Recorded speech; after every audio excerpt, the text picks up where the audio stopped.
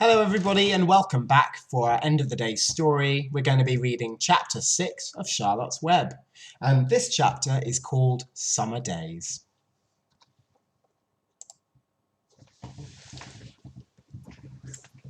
The early summer days on a farm are the happiest and fairest days of the year. Lilacs bloom and make the air sweet and then fade. Apple blossoms come with the lilacs, and the bees visit around among the apple trees. The days begin to grow warm and soft. School ends, and children have time to play and to fish for trout in the brook. Avery often brought a trout home in his pocket, warm and stiff and ready to be fried for supper. And now that school was over, Fern visited the barn almost every day to sit quietly on her stool and see Wilbur. The animals treated her as an equal. The sheep lay calmly at her feet. And around the first week of July, the work horses were hitched up to the mowing machine, and Mr. Zuckerman climbed into the seat and drove into the field. All morning you could hear the rattling of the machine as it went round and round, while the tall grass fell down behind the cutter bay in long green swathes.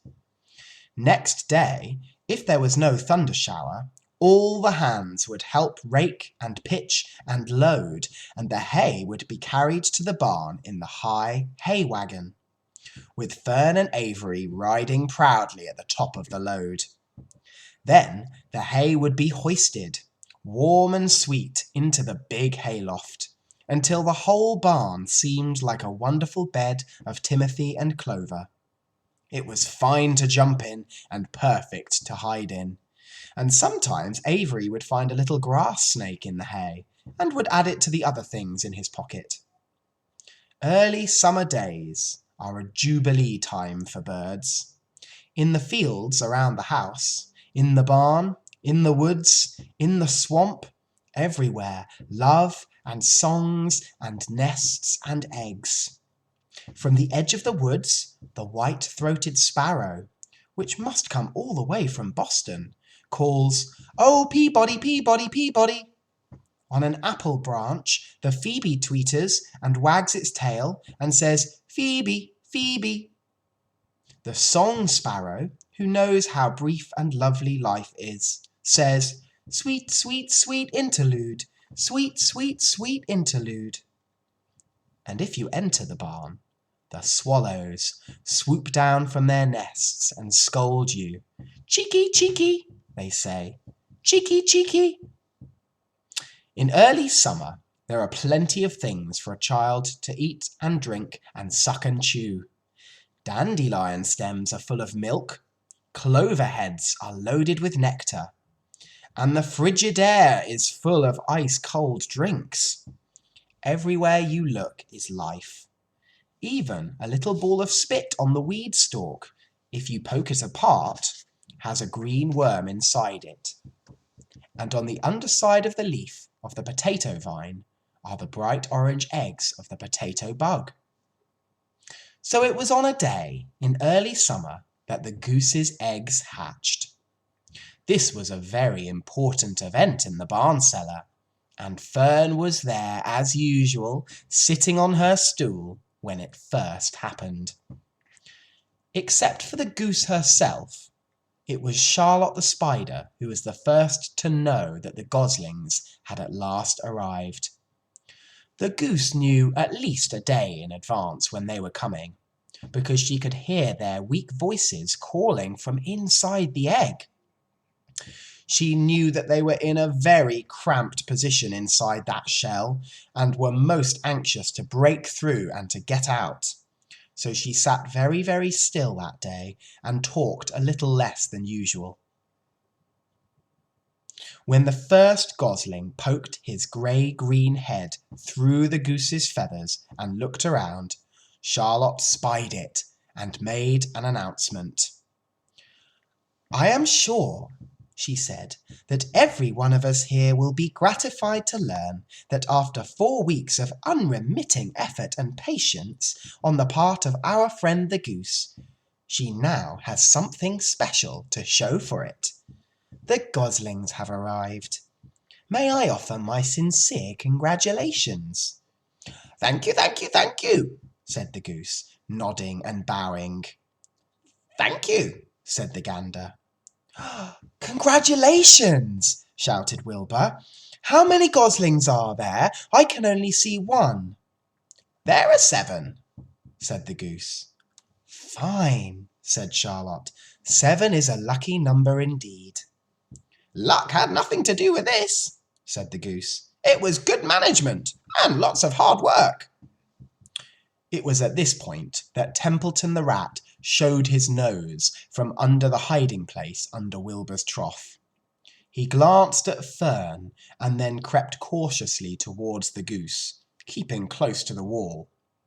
Everyone watched him, for he was not well liked around the farmyard and certainly not trusted. "Look," he began in his sharp voice, "you say you have, 7 goslings? Well, there were 8 eggs, weren't there? What happened to the other egg, and why didn't it hatch?" "It's a dud, I guess," said the goose. So what are you going to do with it?" continued Templeton, and his little round beady eyes fixed on the goose. "You can have it," replied the goose. "Roll it away and add it to that nasty collection of yours." Templeton did have a habit of picking up unusual and strange objects from around the farm and storing them in his home. He saved nearly everything. "Certainly, certainly," said the gander. "You may have the egg, but I'll tell you one thing, Templeton. If I ever catch you oking your ugly nose around our goslings, I'll give you the worst pounding a rat ever took." And the gander opened up his strong wings and beat the air with them to show how powerful he was. He was strong and brave, but the truth is, both the goose and the gander were worried about Templeton. And with good reason, too, for the rat had no morals, no conscience, no scruples, no consideration, no decency, no milk of rodent kindness, no compunctions, no higher feeling, and no friendliness, well, no anything, really. If he could get away with it, he would probably kill a gosling, and the geese knew that. Everybody knew it. With her broad bill, the goose pushed the unhatched egg out of the nest, and the entire group watched in disgust as the rat rolled it away. Even Wilbur, who could eat almost anything, was appalled. "Ugh! Imagine wanting a junky old rotten egg," he muttered. "A rat is a rat," said Charlotte, and she laughed. "But, my friends, if that ancient egg ever breaks, this entire barn will be untenable." "What does untenable mean?" asked Wilbur. "It means nobody will be able to live here on account of the smell.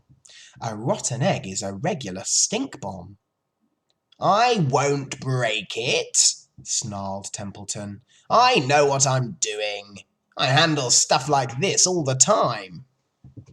And he disappeared into his tunnel, pushing the goose egg in front of him.